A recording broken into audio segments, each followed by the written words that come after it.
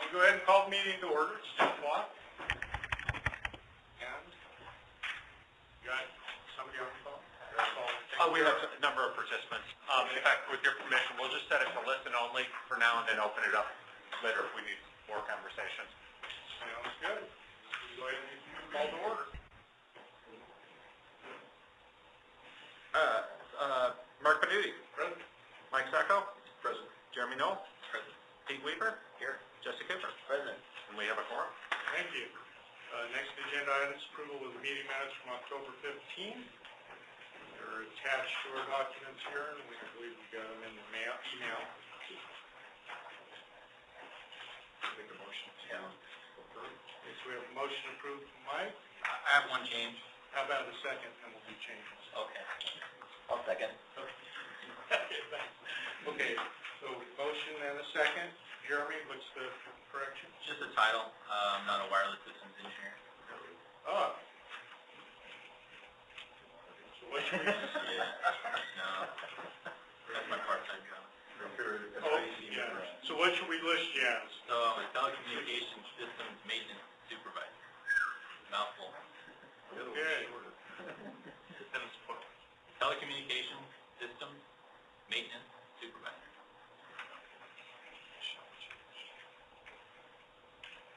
You have to watch us very carefully. All right. Are there any other corrections? Okay, hearing none, all in favor of approving the minutes with one correction, say aye. Aye. Opposed? Motion carries. Thank you. And next item 3 is a request for recommendation to waive SAFECOM grant guidance regarding purchase of non-P25 equipment. Justin. Thank you. Committee members, I wanted to introduce this presentation. This is a little bit different than what we've normally seen before the SIEC, so I wanted to give you some kind of background information. Homeland Security grant programs have several requirements when you're using grant funds for the purchase of equipment.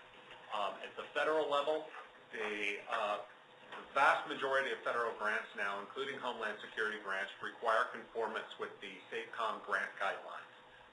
One of the key elements of the SAFECOM grant guidelines is that it requires all radio equipment purchased with grant funds to be P25 compatible.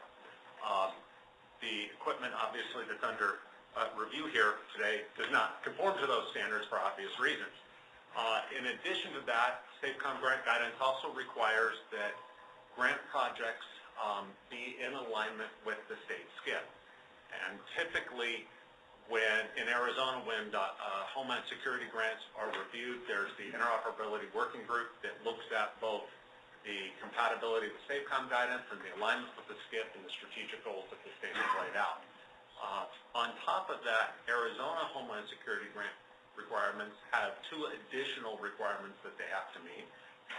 Radios purchased with grant funds have to program in the Arizona Interoperable Channel Plan, and they have to meet or conform to the minimum equipment standards that this body of the PSCC has approved.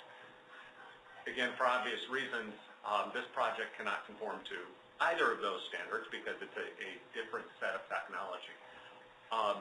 Right now, Homeland Security and City of Phoenix are in the process of seeking a waiver from SAFECOM, from the Federal Department of Homeland Security to waive the SAFECOM grant requirements to allow this project to be funded.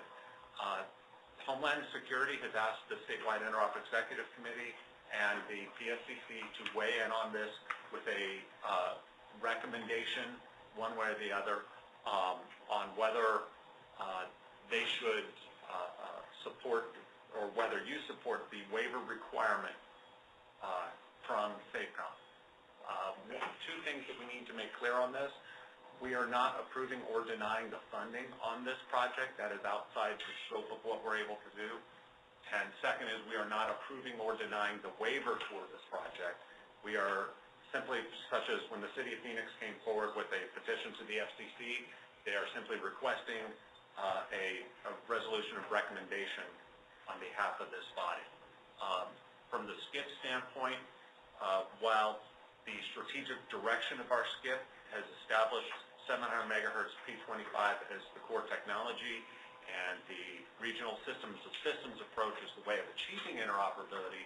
We do have a number of initiatives within the SCIP that this particular project would align with, or could align with, and in particular, I'm going off the top of my head, I believe it's Strategic Initiative 8, the Strategic Technology Reserve Initiative, and the development of capabilities for continuity of operations, continuity of government, and backup plans. However, amateur radio is not mentioned within our SCIP, and we really haven't had a lot of discussions at either this level or the PSCC over the last several years about the role amateur radio plays within the emergency response community. So this is certainly a very timely request here, an agenda item, particularly as we look to review and revise our SCIP over the coming year. So with that, I'd like to turn it over to Don Payton, I believe. Don, are you going to be talking about it? To kind of put forward the project to you and see if you have any questions. Thank you. You can come up so we have it on the microphone. I'm more the push-to-talk person. So Larry Wilson and Harold are here to answer any technical questions that you have, because I can't. My role is to turn on the radio, go to the appropriate channel, and push-to-talk and do some of that. A number of years ago, we purchased some amateur radio equipment through a Urban Area Security Initiative grant. We purchased 23 handheld FT60 radios, as well as some AZPSIC radios that are mobile. We put one of those in each of our vehicles. We placed one of them in our communications trailer, excuse me, and we have one that's portable that we can take and set up anywhere and operate a base station. We also purchased a portable repeater that we can take, again, we can deploy with us anywhere that we go, so that we have an ability to communicate anywhere that we're deployed to. So the amateur radio process is not new to us and or the urban area, the national grants or the federal grants for the UASI especially. That's typically where we purchase our equipment. Some of these radios were purchased fairly recently, and so we've got the capability. What we don't have is the system that we operate through, which is the repeaters, other than the portable repeater. Most of the amateur radio repeaters are owned privately, and so we have to ask permission to use them. With these repeaters, we can put them up. The City of Phoenix will place them in the appropriate places and then maintain them. So they'll be owned by, basically, and operated through and maintained by the City of Phoenix. The D-Star repeater, which is something we purchased a while back. We just haven't had the funding to put it in or establish it, and we've now have permission to put that up on South Mountain. I'm going to let Harold talk about that.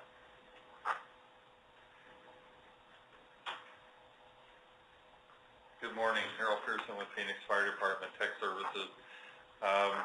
What Don's talking about is the D-Star repeater system, which is a 3-band system. It's a VHF or 2-meter, UHF 440, and then a 1.2 repeater system. We do have space now available on South Mountain, and mainly what restricted it in the past was tower space. In the past few years, they've replaced the tower up there, so there's now space available. So that pretty much covers what the D-Star system, as far as getting it back up and operational. Part of the other issue that in the funding behind this is a few years ago when the statewide med system was pretty much dismantled, Phoenix Fire had a pretty extensive system of UHF radios throughout the valley and receivers that they used for med-channel patching to hospitals. One with the advent of 800 and cell phones and everything, pretty much that's gone away. So we were able to repurpose some of that equipment UASI, through a grant request from Mike Worrell, was able to get funding to put up some UASI versions of this, take the ones that we had and just repurpose them. We were also able at that point to acquire some of the UHF and repurpose them for CERT and amateur radio. Currently the system is supported by 5 mountaintops. There is South Mountain, North Mountain, Far North Mountain, Sackatone, which is down by Casa Grande, and our last one is Thompson Peak. This grant request is to allow us to move a little bit further to the west and place a site on White Tanks in an existing site. The other issue is, and part of the request is also to replace the repeater that's up on Thompson Peak due to some maintenance issues that it's having. That's pretty much what I have to say about it. We are also working right now with City of Mesa. They've come on board and they're willing to put an additional site, which would give us 7 sites up in one in the Mesa area. But there's no grant request for that. Amateur radio, there are some P25 systems out there, and they're very unique and very restrictive. If you do not have a radio that's capable of P25, you can't access the system. That really goes against my belief and most of the amateur belief that amateur radio should be open. And our system is an open system. It's when emergencies or when events are not going on, it is open to the public. And it provides pretty good coverage to most of Maricopa.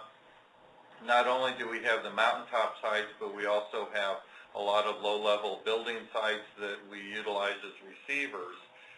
Everything is microwaved back into our alarm room, goes through a voter system, and then is rebroadcast out. So it's rather unique and rather robust system for the area. Any questions? Yeah. From my past experiences in favor of the amateur radio, when I was in Pinal County, we had a series of major fiber line cuts, which rendered telephones useless. 911 was out, and the only way we actually had of requesting ambulance dispatch was using either satellite phone or the amateur radio getting back up to the valley. In 2011, the statewide exercise was an improved nuclear device, in which there was a large magnetic pulse, which rendered most telephone radio systems not working except for amateur radio, a few sat phones, and a low band 47 megahertz that we have to maintain in the county. June 30th of 2011, Rivernet, East Valley power outage. It was only about 10 hours in the peak of summer. Landlines were starting to drop off, cell phones were dropping off, and pretty soon the public safety backhaul and T1 lines were dropped off, and we've been looking towards the amateur radio. This year's statewide exercise was a long-term power outage. In the valley here, we had 90 emergency operations centers playing, and it got to the point that the only communications for voice and data were the amateur radio system. So I just want to put a big plug in for this. It's relatively very inexpensive, and when it hits the fan, it's up and working. So that's my pitch. Just a couple of questions I have, so we have more information. You already have purchased some radios. This is for 2 repeaters? Is that what it was for? Correct. So to replace the one and add on the White Tanks. The previous equipment, what grant was that purchased? Did you need a waiver? The previous equipment was repurposed medical med channels. It was Motorola Quantars that were being pulled out of service, so rather than surplus on the CERT system was born. I thought I had heard there were some radios purchased on the front. You know, I think we did purchase some ham radio equipment for the CERT team years ago under UASI. Right. I think at the time, the AEL was not, I don't want to say not being adhered to as closely, but I think as AZPSIC has moved on, you know, as they progressed, they're really paying attention to that AEL. Mike Stidham is really looking at that. So I don't want to say they slipped through, but they did.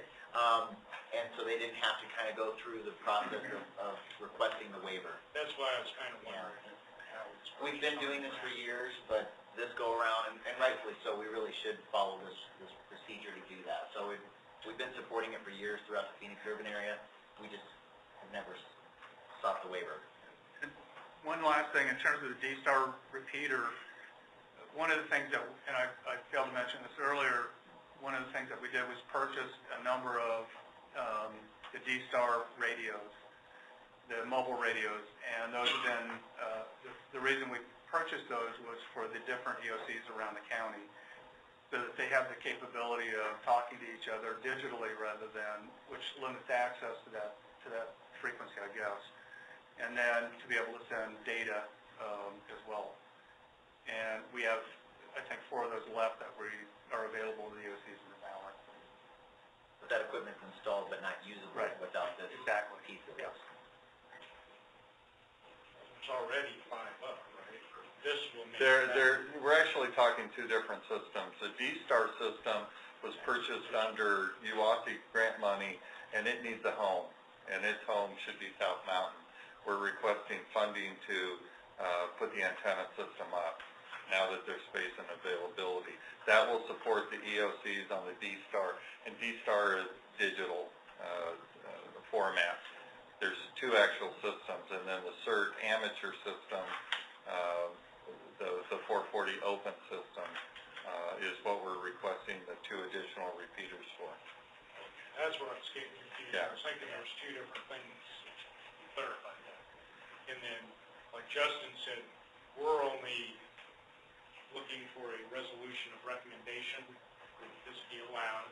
You'll still have to go through all the other pieces of this if you get the waiver to get your arm wrestling through your rack. Funding's been allocated. The Phoenix or UASI has already allocated them the funding. Yeah, this is the 2011 fallout funds, I believe. So the funding has already been authorized by our UASI. They just don't have authorization to spend it until they get That's good. Yeah, so they don't have to go back and fight for the funding. They just need to fight the waiver.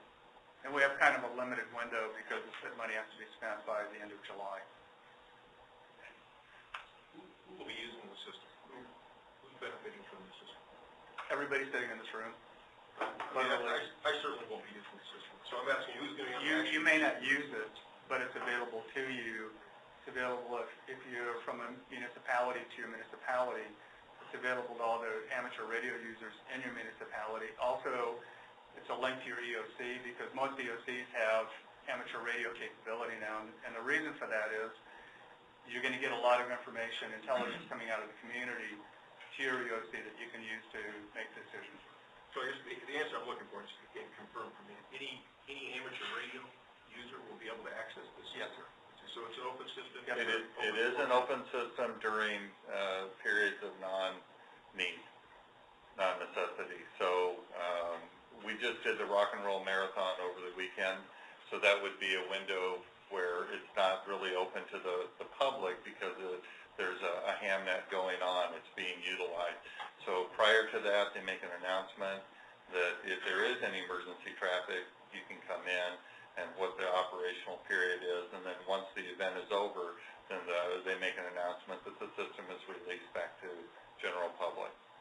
We support our police department's missing persons detail by conducting missing person searches for them, and that's the system that we use to communicate from our folks in the field back to our command post. But that's just part of it. That's the other digital part. It's not. Yes. Well, It's the link between EOCs. as long as they have that capability, then yes. Otherwise, no. It's basically a closed system.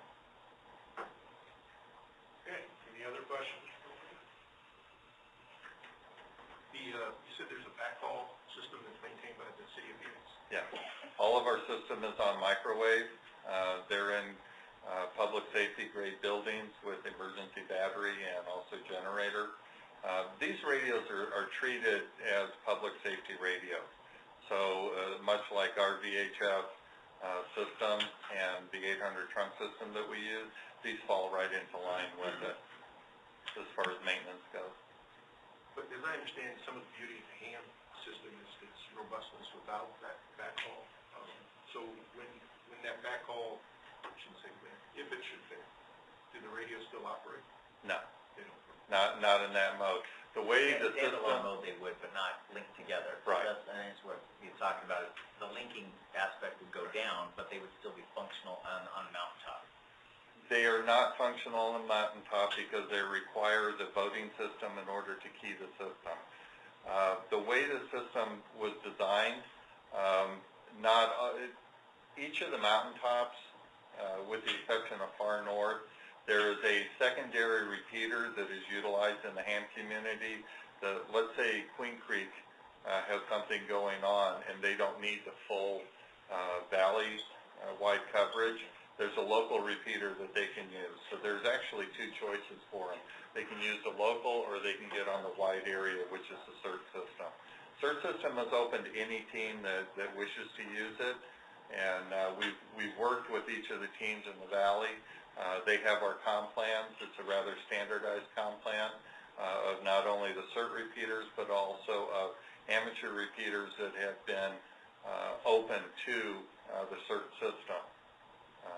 And that talked about White Tank, Shaw Butte, Far East Valley, and also, for instance, Sackatone for many, many years, there was only one UHF ham repeater down there. It was one that I installed and sponsored.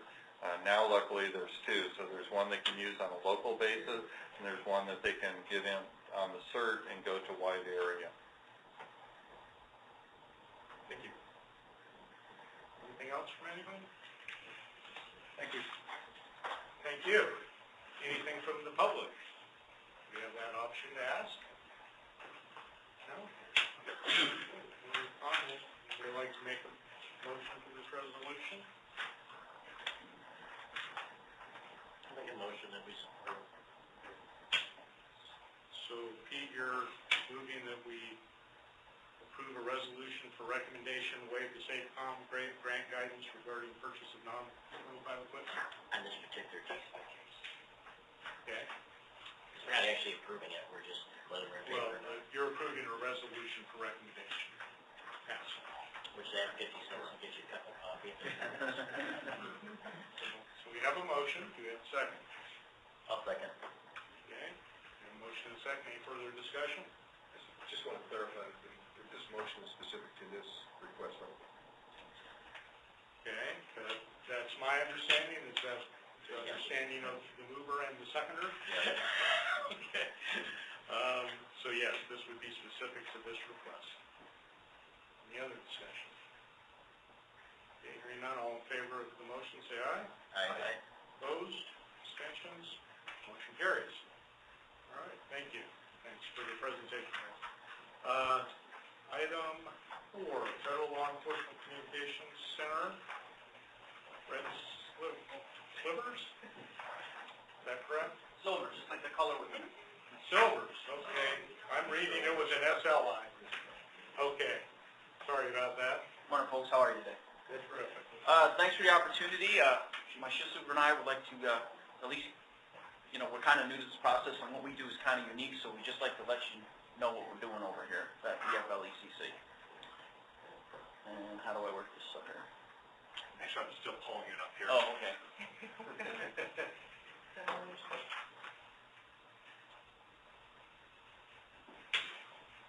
We were reorganizing data this morning on some of the complicated.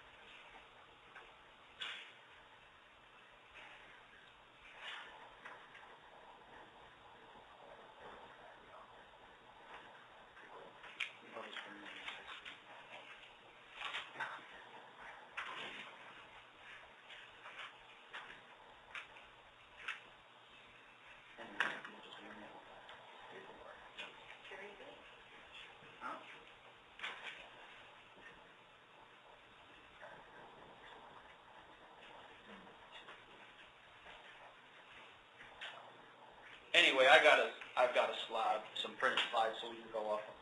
FLECC stands for the Federal Law Enforcement Communication Center. It's a regional law enforcement for the entire Southwest for the Department of Interior law enforcement agencies. 24/7 operation, 365. We have a staff of, fully staffed, we have a staff of 13 mission support technicians. Not to be confused with dispatchers. We don't take any calls from the public. Maybe, we do have a 1-800 number, but it's very seldom we'll get a call on that. The 1-800 number is reporting resource crimes, if they see somebody illegal dumping, things of that nature. But we do take a few calls from the public, but not many. Majority, 99% of the calls are field generated from the officers themselves. Let's see.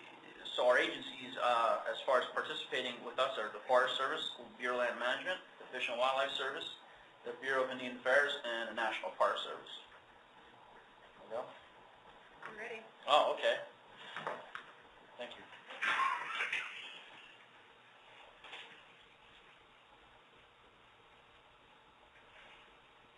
There we go. All right. Let me catch up here. How do we communicate? We've got a land-based radio system in the state of Arizona that's kind of backboned off of the DPS system, the microwave system. 10 base stations located all around the state with 33 different repeaters. We also have some pretty cool technology with satellite radio, and that gives us the capability to broadcast or provide mission support to any of our law enforcement officers anywhere in the continental United States, anywhere in the world if you just change the beams. But so we cover from, let's see, New Mexico, Texas. Greens Peak is a SAT-RAD. It's not a SAT-RAD, it's a satellite backhaul. That repeater has a satellite link that comes back into the comm center, and they just got that up and running.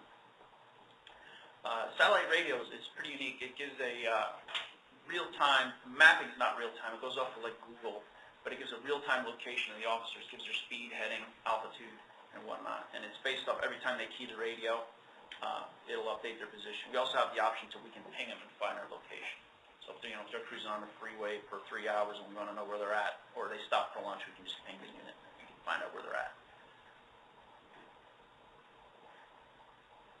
There's a kind of an overview. It's kind of a, that's the area pretty much where we cover. So we cover from New Mexico way down to south of Texas all the way to Montana. We have a huge, huge geographical area that we cover. It's over 39 million square acres.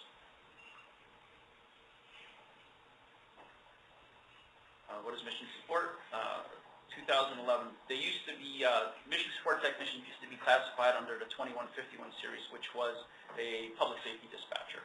But that really wasn't a good fit for the position. So it's been converted to 1802, which is law enforcement, support, and investigative. Scope of work, high-level background clearances. It's called an SSBI. In the private world, would be considered top secret clearance. Career ladder within the agency and interagency. We struggled with that for quite a while, but we've developed a career ladder over time where we can get someone in on the ground floor, and there's shifts, shift leads, senior MSTs, and in my position. I'm going to turn this over to my shift supervisor because she is the subject matter expert on what we do, so I'll let her, she can explain it better than I can. Good morning, gentlemen. So what we did with the mission support series is a little bit different. When DPS officers are out in the field, they call in their traffic stop.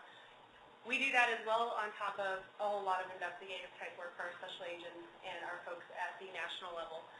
That's what dictated because that's our scope of work, that dictated the higher level background clearances.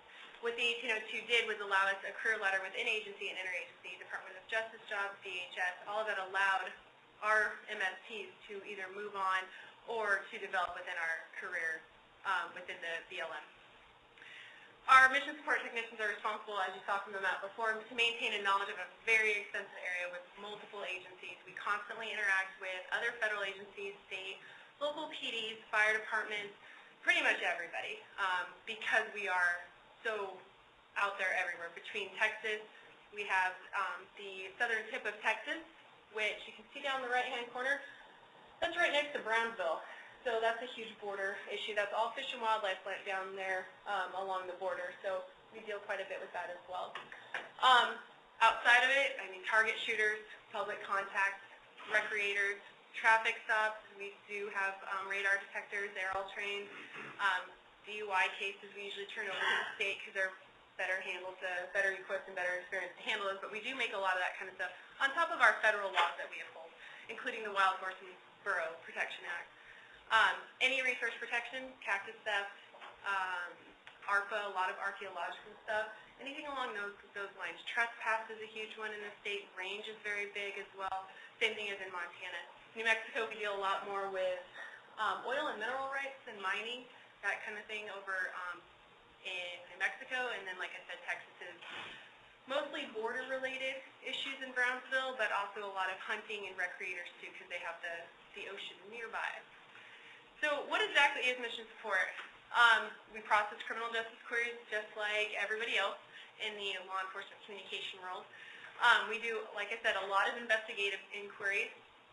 We provide support to and track 200 plus federal officers, canine handlers, and special agents. With that being said, we are also integrate new technology. So we try to stay on the cutting edge as much as possible. Satellite radio was a huge one for us.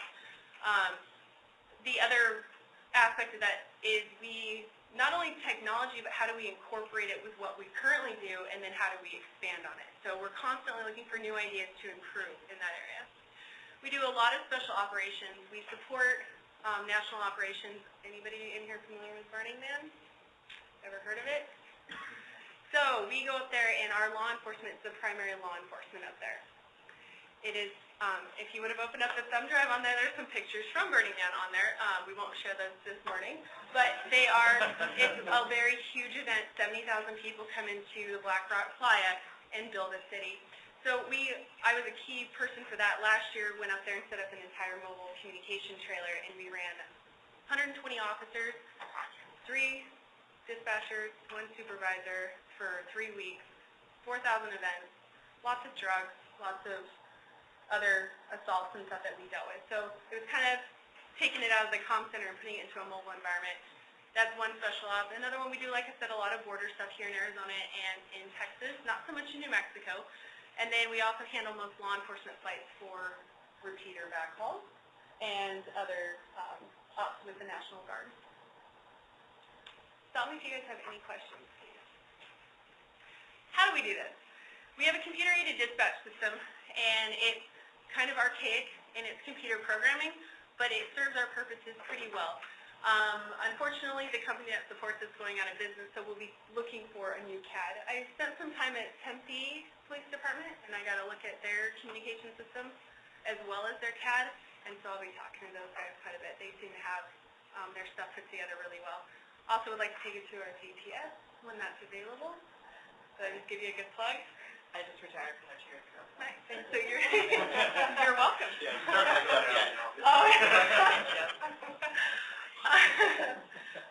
We just installed a Motorola 7500 radio. We plan a digital migration because DPS is going digital. We can go digital, so we're planning that for March.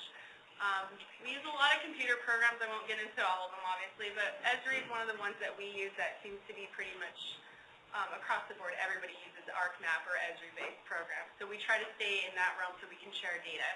Web-based programs, our communication center is a central point of contact for all BLM federal officers for when a firearm is confiscated, so we send it in to the ATF. So we work directly with ATF quite a bit on that. And then, of course, SkyMare is another web-based program that we use to track our officers. So the reason why we're here is because we were invited to participate in the Southeastern Arizona Communication Talk Group. It's going to be a huge benefit to us, obviously, because the whole purpose behind it is so that people can communicate. About 3 days before we tested our system, we had a law enforcement involved shooting. And had we had direct comms with Pima County, we would have probably been pretty seamless. I'm going to give props to our MST that was in there as well as Pima County. They got it done, and they did a very good job. But having this in place is going to be a super improvement in communications and seamless interoperability operations. So I'm super stoked about being a part of this. We are training our MSTs this Friday on it so that we'll be ready to go on February 1st. And this is a new acronym, I think, for this body. This is the RICO project, or what we call the RICO project the last 3 years. The CCC. I like this. It was the offshoot of the RICO project. So We were lucky enough that we got to be a part of it, and our IT folks and our telecom folks were definitely involved in it. So it should give us seamless communications along the southeastern border. So we're super excited to be a part of it.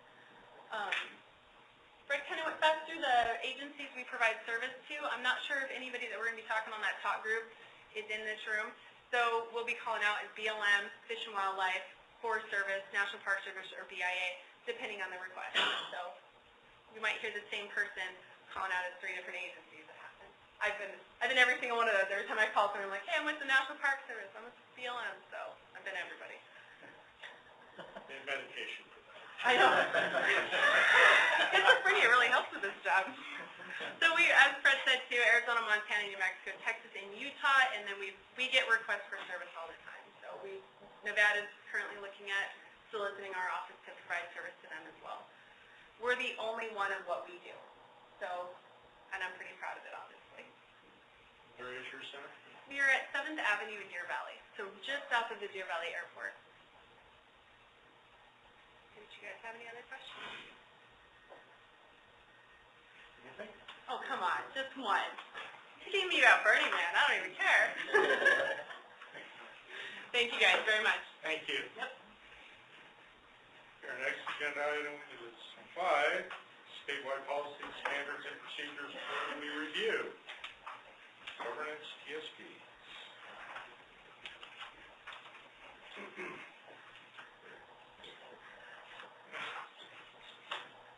Good morning, co-chairs and committee members. My name is Gregory Sunday. I'm new to the PSCC office, so I'll do a short introduction. I've been with the PSCC office for about 3 months now. Before, I was in the military with I was a senior communications sergeant with Special Operations for 6 years. We did video, voice, and data communications. Basically, we ran a tactical operations center in Iraq for many deployments. Today, I would like to talk about the annual review process for the governance policies, PSPs. I'm sure you're familiar with the technical PSPs we did last quarter. So let's get started. Just a review of the review process. So it's an annual review of our governance PSPs. Each quarter we'd like to review a set of the PSPs. So last quarter we did the technical, this quarter we're going to do the governance. So the result of the review will either be no revisions or revisions. So no revisions, it's just going to have the last review date, and then we're going to post the document. If there are revisions needed, appropriate drafts will be reviewed and presented for approval. The last review date and effective date will be updated. So the governance PSPs that I'll be going over today is the PSCC operating principles document and the SIEC operating principles document. Each document will be reviewed for content updates, conformance with SCIP initiatives, the other PSPs, mainly the format, National Emergency Communications Plan, the NIMS and ICS principles, and guidance from other agencies within Arizona. Also, we're going to have just minor technical and corrections, broken links format, and so on. So this is going to be our tentative schedule for the governance piece. So early January, we did the internal review. No changes to the core content were identified.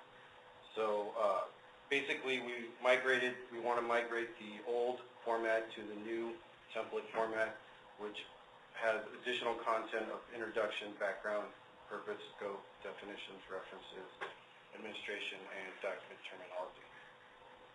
And then on the 15th, we sent out an email to all the stakeholders requesting feedback on the governance PSPs. And then today, we have the SIEC meeting, and on the 30th, we would like comments back on the governance PSPs. Early February, draft revisions are going to be sent out. Then mid-February, the PSCC meeting on the 18th, we do another presentation and request for feedback. Early March, the approval drafts will be sent out. And then on the next SIEC meeting, we'll do a presentation and possible approval for the approval drafts. And then on the 15th, the PSCC presentation and possible approval for their operating principles. So, the PSCC, we'll start off with the PSCC. You should have a copy of the the current PSCC operating principles document. So it was last approved on the 20th of 2010. Like I said before, there were no changes identified for the core content, and there are going to be some conversions to the new template and minor additional content. So the current document sections start from left to right, top to bottom. Disclaimer, definition. I'm not going to go over them all. You have them right in front of you.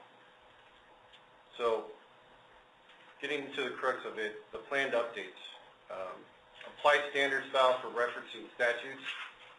Throughout the document, the current document, the statutes, we reference them differently. So we wanted to set a standard where they're all referenced the same way. We also wanted to streamline the strategic initiative sections. And this goes back to,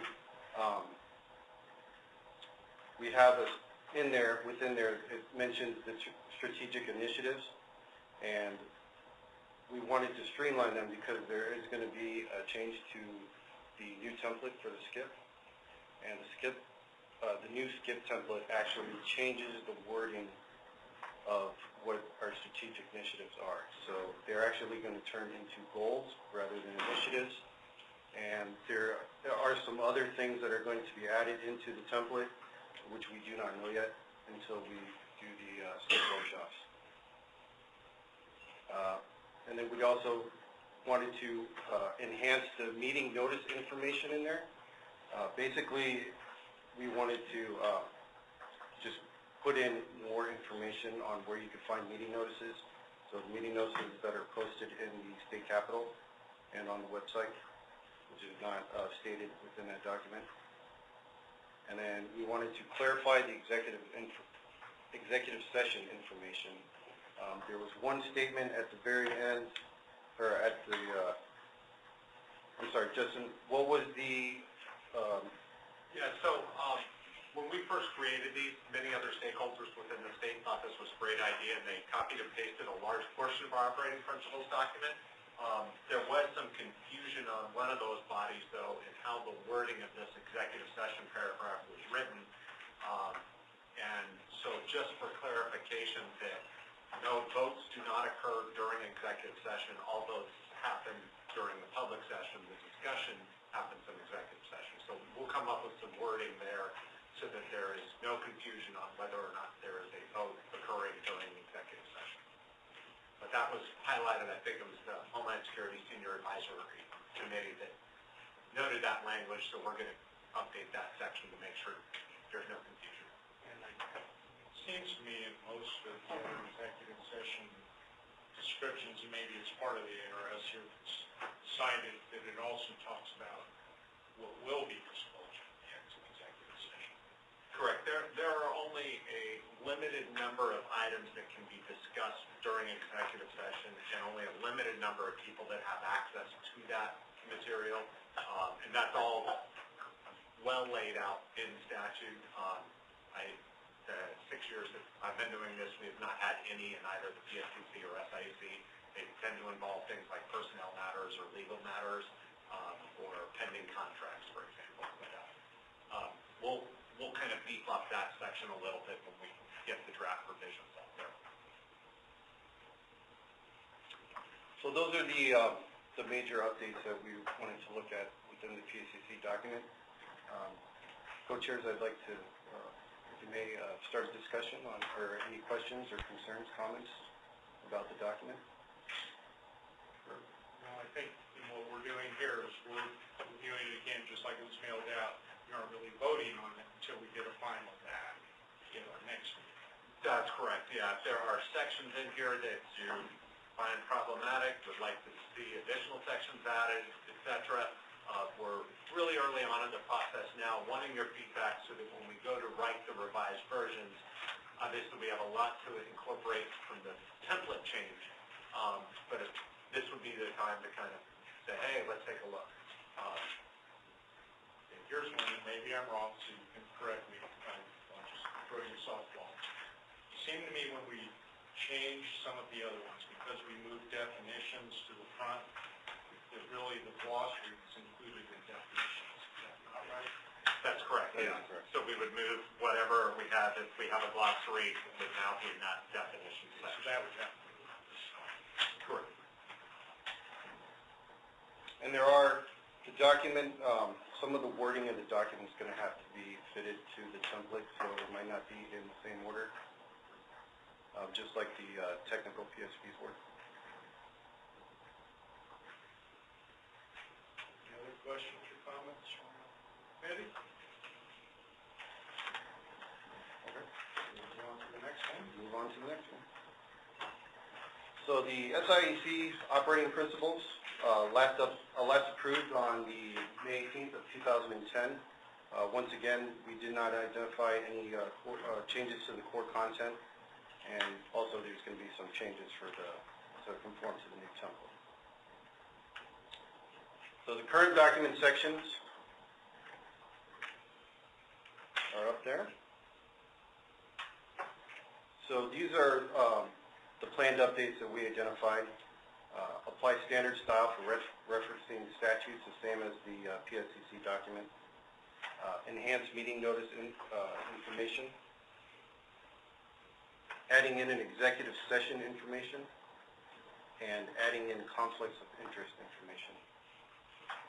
So the executive session information is actually the wording from the PSCC document and the statute that follows it. That's what we are looking at to add in. And also the conflicts of interest information, that would be the same wording and statute wording from the PSCC document. In comparing both the PSCC and SIEC documents, there were a number of sections that were in PSCC but not SIEC, and most of those don't apply to the SIEC.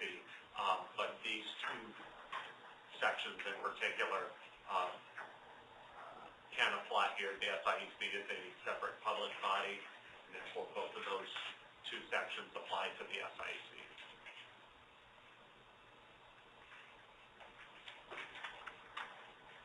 Any questions, comments? Everybody's favorite topic, governance. So dynamic. All right, I think that's all. Thank you, Gregor. Oh, just to let you know, the next steps, as I said before, comments are due on the 30th. Draft revisions are going to be set out early February, and then the approval drafts on the next meetings for the SIEC and the PSCC. I guess I will ask, because I do this all the time, does anybody from the public have any comment on what was there that you've seen? All right, thanks. Thank you. Okay. Anybody on the phone have any questions or comments? You know what I've noticed, digress a second here, for the dispatch center, did you get errors into your center? We get what? Do you have the errors frequencies and errors radio system in your center? Errors. Doesn't Errors sound on right. interoperable radio system? One that we have interoperable is the AZPSIC. That's the only one that's interoperable with the Arizona State entity. So, did we put that in state land, or where did we put that? State land. State land? The State NRHT Fire Center of the, I worked there for a while. Okay, so that's where I was getting them confused, so thanks, Jeremy. Okay, going on to item 6, the National Public Safety Broadband Network update. Michael. Okay, thank you, co-chairs and committee members. Just going to give you a short update on Arizona FirstNet program and what's going on nationally at FirstNet.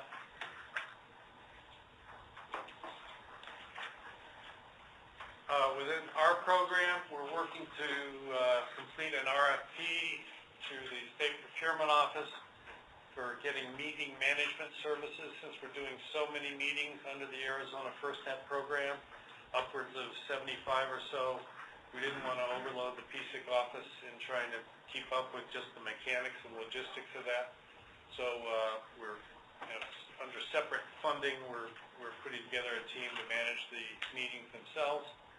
We're working to post project manager and project administrator positions and developing content for our education and outreach meetings, tuned and tailored to whether it's a large county meeting or whether it's a local meeting or whether it's an association or agency meeting.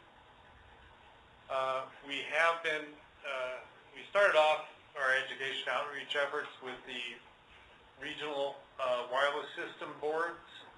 We've met with the RWC. David Felix invited us to speak at the regional administrators meeting on December 9th, and PC Win, we were able to speak at the board meeting.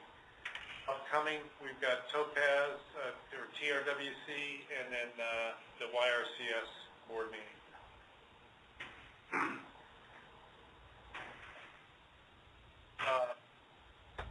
Another upcoming event is the coverage workshop. This is a technical assistance offering from Department of Homeland Security.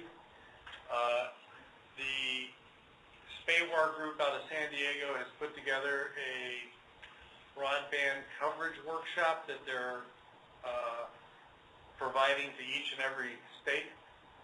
And they've done a lot of work in terms of defining, basically putting up a straw man in terms of what coverage would look like in Arizona and down to each county level with each agency involved and all the community anchor institutions that are involved, just to get the conversation going, okay? It's not to say that they've come up with a solution, here it is, take it or leave it.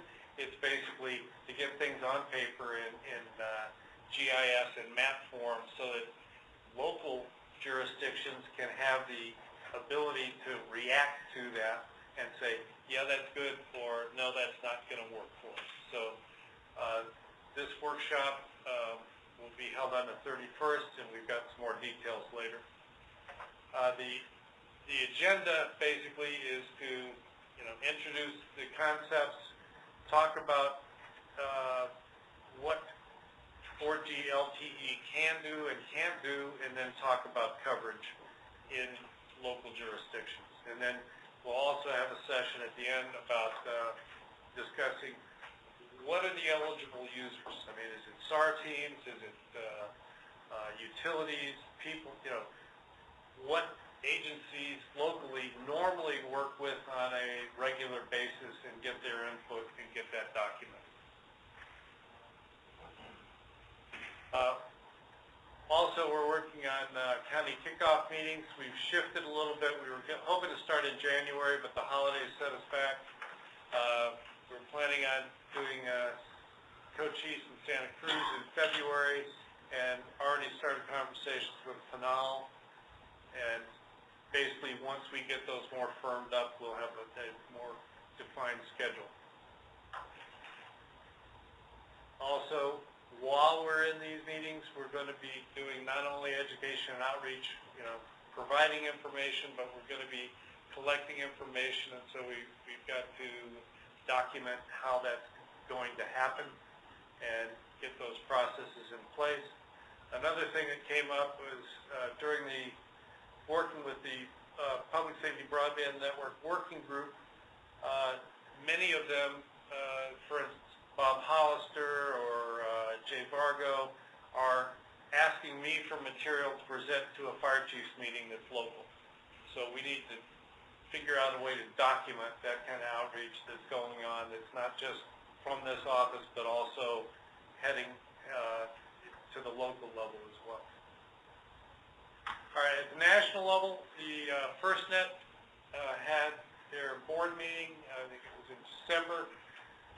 They voted to approve Adams County, Colorado, and New Jersey. These were the original waiver recipients and BTOP grantees So the early builders, the early, developers.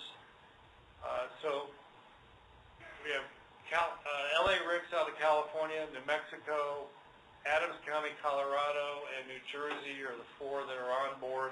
And then Texas, they're still working on, even though Texas is actual up and running for the LTE system in Harris County, they haven't got a license agreement yet, so they're still working on that.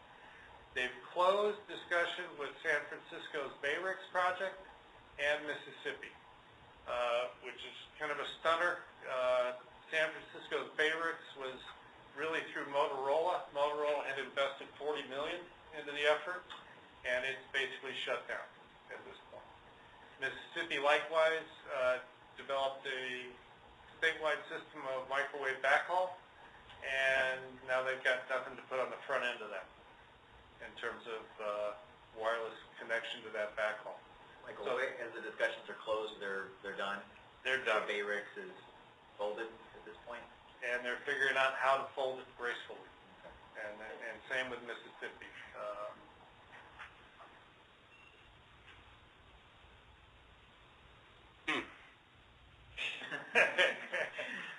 Agreed. FirstNet board approved charters for their various and sundry working group and committees. This may seem innocuous, but it is a good first step in terms of getting these teams up and in place, and so they're moving ahead on that. And then through a series of presentations given to the Public Safety Advisory Council, Justin at the NICSWIC meeting, they gave a presentation that had this information in it, and then most recently to the state points of contact. FirstNet is starting to define criteria which states need to define the readiness for states to start state consultations. A lot of this is pretty straightforward. Is the governance body in place? Yes, we have the PSCC as the governance body. We could give them date and time anytime they want it. Formal relationships documented with tribes. We don't know what that means yet. We'll have to start working on that. We have, 2 occasions, 2 separate communications, reached out to the tribal communities, and we have received points of contact information from some of them. We'll just have to keep at that until we get a full list, if possible. Are the agencies identified? Yes, we've got the list of agencies. Secondary users, that's part of our education and outreach to confirm and get local feedback on that. Key stakeholders with assets, that'll be part of the data collection in phase 2. And then on the education outreach, have we got a plan? Yes, we do. They distinguish between large metro and rural contact lists. We're not distinguishing, we're just doing agency contact lists. And likewise, even within the tribes, we're trying to make it agency level rather than tribal level. I mean, to me, it's, if you're doing mutual aid, you're doing it between fire departments, not, So, email list, we'll be developing those, and then calendar of existing public safety association meetings, we need to work on that. We don't have a good list right now. All right, next steps will be we're speaking at the TRWC on Thursday, and then next week we'll be at YRCS, and then we'll have the OEC coverage workshop on the 31st. And all are invited, okay? We put the invite out to the working group and the emergency managers for each county, but it's basically an open meeting for those who are interested. But let me know, please, so we know how many people will be showing up. All right, any questions?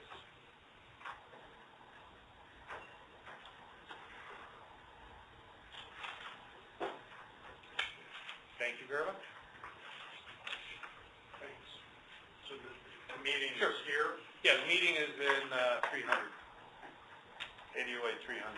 This week. Okay. I think we're at 300 now. All right. Okay. Thank you, Mike. Well, okay. Item 7, the PSIC office multiple projects updates. Karen. Don't worry, I'm not going to talk for now. All right, I'm just going to go through the document and can give you some high-level information about it. So you have your upcoming events. There's 3 meetings coming up from Homeland Security in terms of giving the grant guidance. They're not doing one in every county, but they are spreading them across the state and really encouraging people to make sure that they attend one of those. There's also the Senior Advisory Committee meeting coming up on January 24th, which is this week, right? Yeah, Friday. Okay. I'm coming off vacation, so I don't know what day it is. There's also, we are going to be doing some new governance meetings, and I'll talk a little bit more about that as we get into this, but we're doing road trips, so doing 3 road trips to try to hit as many counties as we can that don't already have regional groups in place. Maricopa has them, Yuma has them, Pinal County. So we recognize that we don't really need to go there first, so we're trying to work on the ones that don't have any type of group set up yet. So as far as technical assistance, we let you know earlier that we had put in for these 5 based on feedback that we received, and we are lucky enough that we've gotten 3 so far. So we have the Train the Trainer, which is one we're really excited about because we've talked to you in the past about how expensive it is to put on these COMT classes. This will allow us to have trainers within the state, like we have for COMELs, that we can bring in to do the training and train more COMTs across the state. The COMEX class is similar to the field day, and that will allow us to get more task books signed off. So those 2, we just found out about these 3, so we're just in the preliminary stages, so I don't really have anything more to tell you about them other than they're coming, and they should be, as soon as we get more information, we'll give it to you. The tick fog, and what that's going to be is it's going to be a statewide tick fog, so we're looking at incorporating all the different county information into one. We don't know what that's going to look like either. We're going to be looking for volunteers from across the state, from all the different counties, so that we can get input from everybody to decide. We've seen different states have done different types of documentation, and so we need to say, do we like the way Oregon did it, where they put everybody's tick key into one document, or do we like how somebody else did it, where they just picked and chose what information needed to go in there? So we're going to be reaching out once we kind of get our hands around this to find a good group of people to talk about this and make sure that all the different stakeholders have input on that. The last 2 we did not get approved for now, but last year we pretty much got everything we asked for, but once we start working through those top 3, then we'll revisit with OEC and hopefully we'll get those last 2 before year end. But we'll keep you updated on that. The BIPP, we've been talking to you off and on about that as well. Yuma's been doing a lot of work. All they have left now is that standards SOP. Once they completed a functional exercise, they got a great AAR after action report back that kind of identifies where they could use this opportunity to create SOPs, because they have an amazingly robust system down there. It incorporates a lot of different agencies, both from data on the CAD side and from the radio side, so they're going to be working on those SOPs to try to get that set up working the way they want it to. Navigation, we went down and met with OEC and Navigation last year. OEC was offering them a technical assistance award. They had a lot of things they were dealing with down there, flooding and other things that they kind of had to set that aside for a little while. But we just heard back from OEC that they have set up a training for them on February 19th. And they're going to be working with them on just defining interoperability for them, deciding what do they need to do in the future. They need SOPs, and just kind of working with them on that. So most of it is just discussion. It's not as much as they had hoped to do initially, but they need to go ahead and get in there and work with them so that they don't have their opportunity for that TA. Governance, the regional governance meetings that I was talking about, we are going to be going around the state. We have a schedule set up. Apache County is the only one that I have not confirmed the location for. We've got all the others confirmed for the date and time. So we'll be going out, we'll be talking to them about interoperability, trying to set up some communication work groups, just kind of like what we have in Maricopa. PC1's working on that now with their new system. Yuma's got it, Pinal County's got it. Where you're bringing everybody together and you're talking about interoperability issues, successes, lessons learned, things like that. And then also working with us on different projects. We did an ECP Goal 2, and we identified some gaps in the different counties. Now, what can we do to try to close those gaps? We have some ideas. We want to talk to them about what their ideas are, and what do we do as a next step? How can we help them? We're also going to be talking to them about some of the other upcoming opportunities to make sure that they also are aware of the trainers and the tick fogs, and asking them at those meetings, who do they want to be representing their agency or their county in these.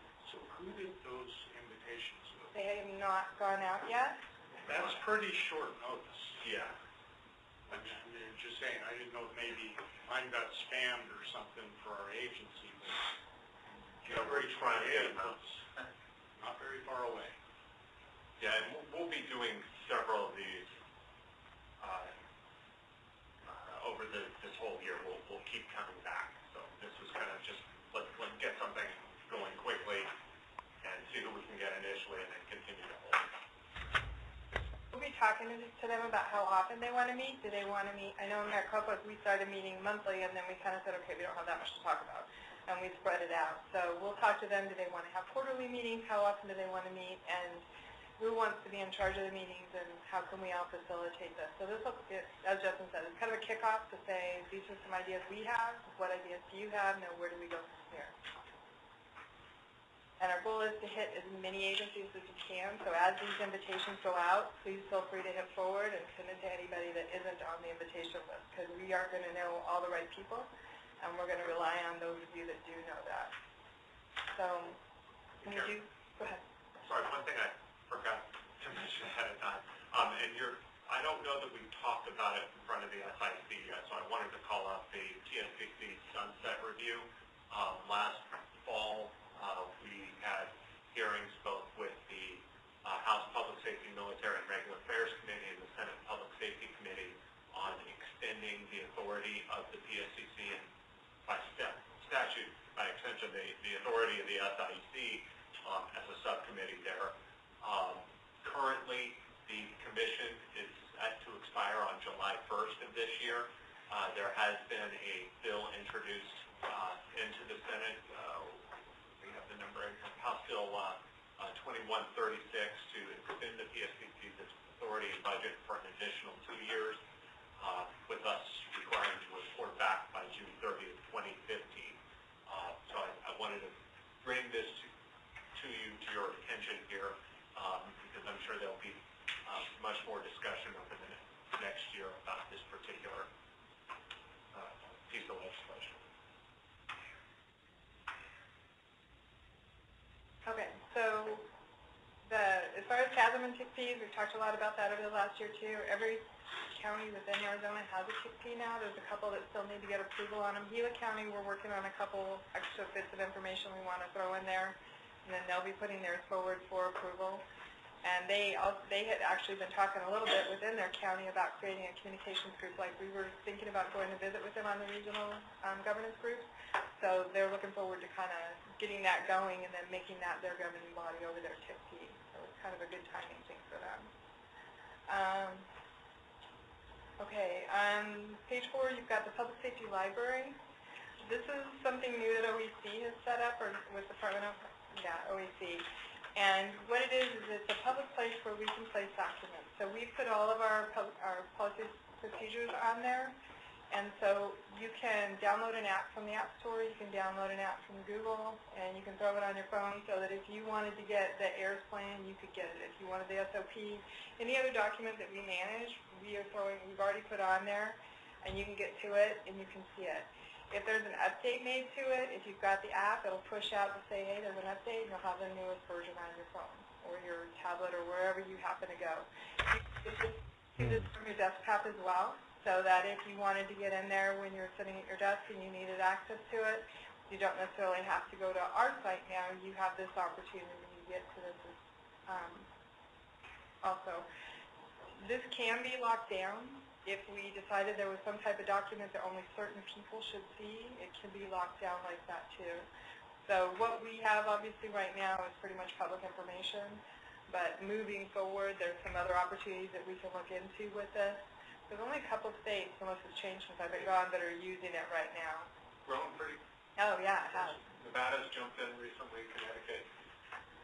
The District of Columbia has their fog up there, but as Karen mentioned, that there's the ability to password protect documents as well. And obviously the Capital Region has theirs password protected. But if you want to look at what other states are doing, particularly for folks along the northern border, Nevada has their fog, skip, and their tick feed posted up there. So the Nevada tick feed south for particularly Mojave County, for example, Coconino County, if you're doing cross-border operations there, you now have access to their tick feeds as well. And as Karen mentioned, whenever these documents get updated, if you have the mobile device, you'll get a little alert on your phone that the document's updated and you can download the latest version. So there's some good opportunities there, and if y'all have any suggestions on things you could, or ways we could use it better that would benefit you, please let us know. Or if you have ideas of ways you might want to use it, let us know. We'd be happy to work with you on that. And as it's used more, we'll talk to you more and let you know what updates are done, because it's pretty new. So moving down to the RICO project, Tony touched on this a little bit with their new acronym. It did go live on January 1st, and what this is a shared dispatch channel. And so this part of the RICO project was allowing all of these agencies, instead of having to make a phone call every time a pursuit's going into another agency, a missing child, where you've got to make 5 phone calls, or an officer involved in shooting, where you're trying to let people know quickly, they can jump on this channel and they can talk to each other and quickly put the information out to all the different agencies. Just kind of a side note on this, Pima County SO is not on there yet. They were waiting for PC1 to go live so they didn't have to do it twice. So they're not on the system. As soon as they're up and running and they're ready to come on, the talks have already occurred between Yuma and Pima County to get them on the system. And Tohono O'odham is not currently on the system either. They kind of came in late in the game. Took us a little while to find someone to talk to there to try to get them going. So we're hoping that they're going to actually join as well. But we were excited about this. The BLM group and Marana both came in under, they got their equipment through a different grant, the BIP program. And so just happened to be at a meeting at the same time and had a conversation and found that opportunity was available and pulled them into this as well. So it worked out nicely. So that is live. They're doing radio tests every week or so. Cochise County's taken the lead on this, and they're going to be the keeper of the SOP. And they're also doing all the radio tests to make sure everybody's keeping the channel up and operational. So I think from the last radio test I saw, it looks like everybody's doing well, everybody's on there and listening. So it's a great opportunity for them. Karen, is this writing off the Yuma system? Yeah. And it's just like the PSAP channel. So right now, Yuma, the people on the YRCS system have their own dispatch channel, and this group of people have their own dispatch channel. They're not integrated yet. They, at some point, once this is up and running and theirs is up and running a little more, they may have talks about, do we really want to connect these, or do we want to do something so that everybody can talk to each other? We did have our class on November 19th for the value proposition of the communications unit. Thank you to Mr. Mike Royal in the back. He was one of our presenters. It was a really good class, had a lot of really good information in it. We did record it, and it is on our website. So if you weren't able to attend, it's broken down into parts so that if you don't have time to listen to everything all at once, which most people don't, you can grab a different section and listen to each one separately so that you can hear the information that was provided during that. We had some great information put out. We had a good attendance, both on the phone and in person. And so I would encourage you to pass this information on to anyone that you know that could benefit from that. NIMCU, 2 new Carmels recognized on December 6th, Frank Brady from Pima County and Ian James from Verde Valley Fire. I don't believe either one of them are here. Okay, I don't want to not announce them. Field Day's coming up, our second one. So February 19th, the letters have gone out to those that were chosen to participate, and the planning team has been meeting quite a bit, and I know Blake's been doing a lot of work on this. So excited about that. That'll be here before we know it. And then upcoming dates, broken down when all the different grant meetings are happening. similar to what I talked about, really the only new one on the upcoming key dates that I haven't talked about is Western Regional APCO Conference is coming up. I'll put a plug in for them. They're looking for presenters, so I know they're always looking for technical presenters especially. So if you have anything that you're interested in presenting, they would be more than happy to take your call for papers presentation request. So they also have registration open. It's going to be out at the Wigwam on the west side, and this is a big conference. It's bigger than just a state conference because it includes all the western states around here. So the next PSCC meeting is February 18th, and it'll be here, and your next meeting is March 18th, and it will also be here. Any questions? Any questions from anyone? All right, thanks, Karen. Next, agenda item 8, call to the public. Do we have anybody from the public that would like to make comment? You have nothing? Anybody on the phone that would like to make comment? Is the phone open? The phone is open. The phone is open. Okay, hearing none. We've already said our next meeting's March, is it 18th? Anything else from the committee? I'd entertain a motion to adjourn then. So moved. Motion to adjourn, second.